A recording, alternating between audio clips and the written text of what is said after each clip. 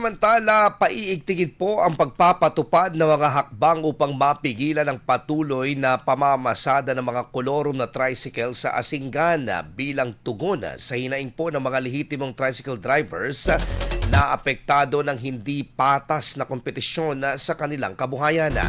Sa ipinasang ulat po ng Asingan Federation of Tricycle Operators and Drivers Association Incorporated sa Sangguniang Bayan, patuloy umanong pumapasada at kumikita ang mga kolorum sa kabila ng kawalan ng prangkisa at permit at hindi pagbabayad ng membership sa mga rehistradong grupo.